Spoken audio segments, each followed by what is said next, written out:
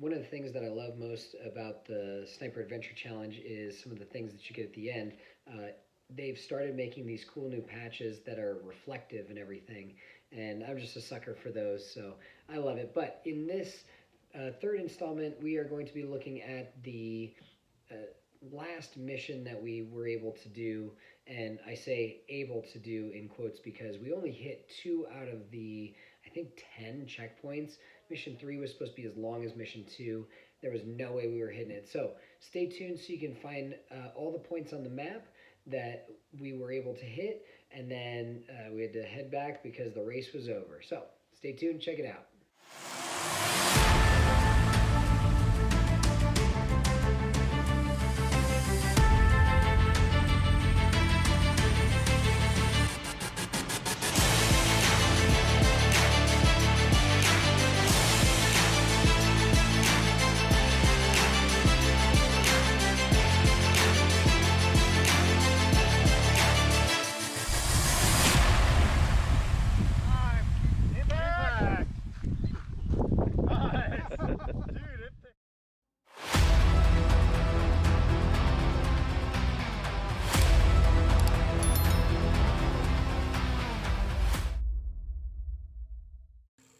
All right.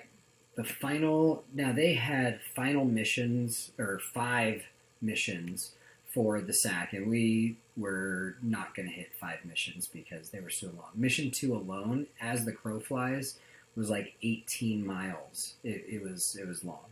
And so obviously the route that we had to take took us even longer. Anyway, mission 3, we started at the fob. All missions started and ended at the fob. We came down to the road, and we walked all the way down to basically this red corner right here. Um, there was a gate that you had to go through. We walked down here to this crossroads, and we couldn't get. We had initially looked at. We knew how far we could make it in the time we had left. We only had about 3.5 hours left in the race. And so we knew our kind of radius, and we went through the checkpoints that they had given us, and we're like, that one's too far, that one's too far.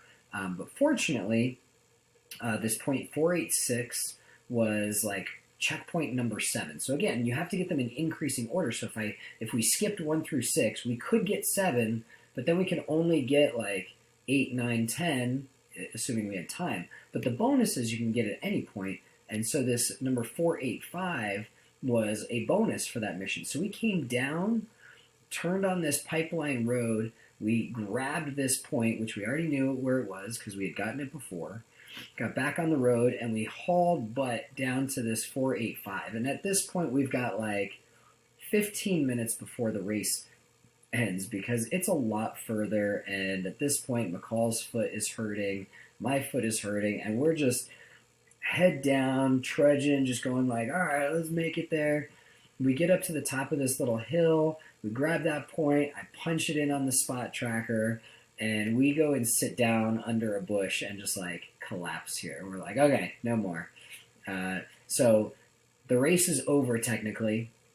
And while we're sitting under the bush, we're writing our after action report because there's another challenge where if you write field notes, things like that, you can actually get points for that. And so as we're writing this, Hunter comes on the radio, says, hey, Team 10, can you guys make it down here to the crossroads? And that's from where we are down here to the crossroads is like 1.7 kilometers. And we just talked back. We're like, no, you absolutely have to come get us. Like we're not walking there. So he comes and picks us up in the truck. Drives back down to the crossroads and then up this old railroad.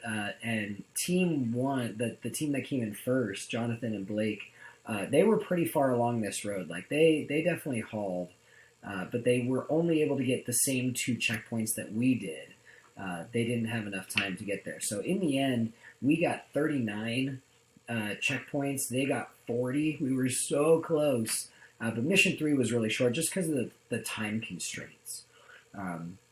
So it was a lot of fun to actually be able to do that land nav. But yeah, we stayed primarily on those V roads. We did a little cross country stuff, but man, the hard roads definitely did a number on our feet. So I'm looking into some new shoes for next year. I've got 2 pairs, 2 different brands on order. So hopefully those will be able to solve some of the problems that we had with our feet this year. But otherwise, Mission 3 was going to be just as long as Mission 2, so there was no way that anyone was getting to the other missions.